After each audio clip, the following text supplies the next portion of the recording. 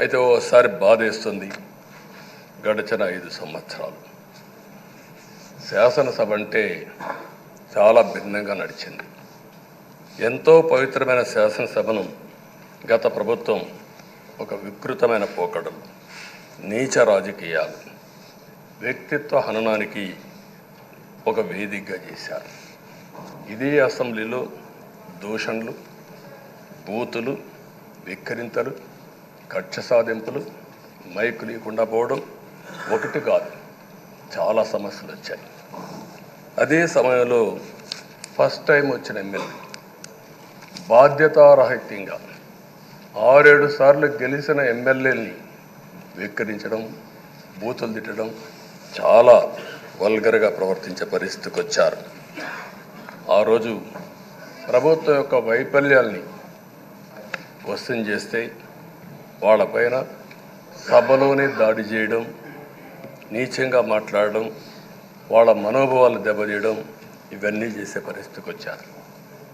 ఇక్కడుండే నాయకులు నేను చూశాను. ఆ రోజు తెలుగుదేశం పార్టీ 23 మంది గెలిచాం. జనసేన లేరు, బీజేపీ లేరు. కానీ ఆ 23 మందిని గెలిచినాక ఇదే అసెంబ్లీకి వస్తే వాళ్ళు ప్రవర్తించిన తీరు మీరు చూస్తే చాలా బాధాకరంగా ఆ రోజు పనిచేసే పరిస్థితికి వచ్చారు. ఆ రోజు ఒక్క విషయం మీరు చూస్తే, నేను కూడా ఇదే హౌస్లో చాలా బాధపడిన సందర్భం రోజు ఉంది. మెంబర్స్ అందరం ఉన్నాం.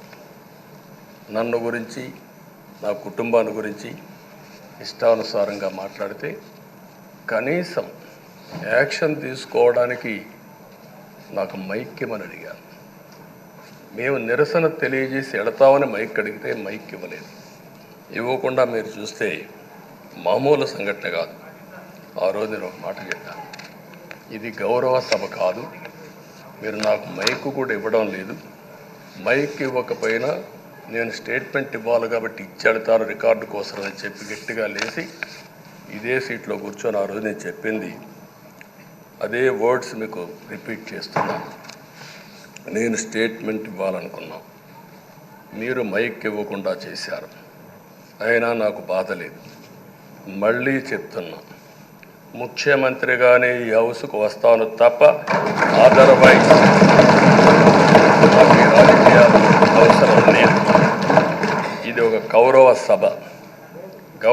సభ కాదు. ఇలాంటి గౌరవ సభలో నేనుండనని మరొక్కసారి చెప్తూ మీకు నమస్కారం. ప్రజలకు విజ్ఞప్తి చేస్తున్నా, నా అవమానం మీరు అందరూ అర్థం చేసుకొని నిండు మనసుతో ఆశీర్వదించాలని కోరుతూ ఈ సభ నుంచి వాకౌట్ చేస్తున్నానని చెప్పి వాకౌట్ చేసి బయట ప్రెస్ కాన్ఫరెన్స్ పెట్టాను.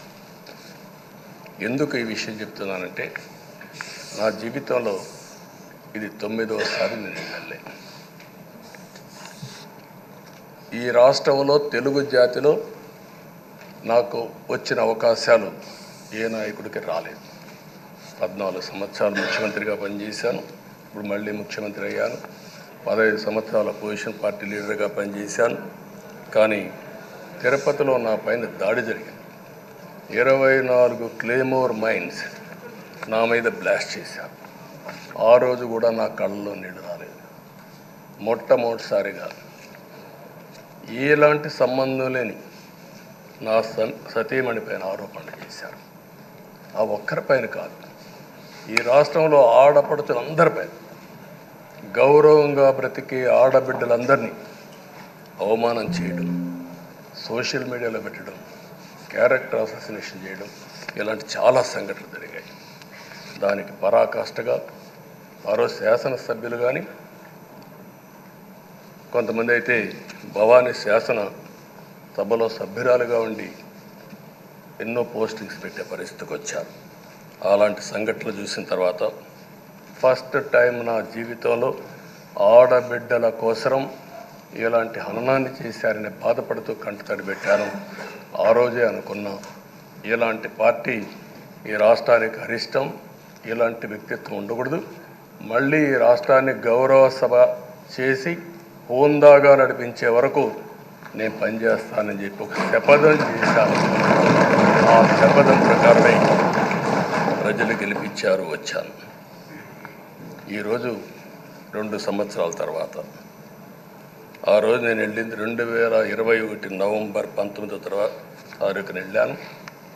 నిన్న మీ అందరి ఆశీస్సులతో ప్రజలందరి యొక్క ఆమోదంతో ఈ సభలోకి ఎంటర్ అయ్యాం.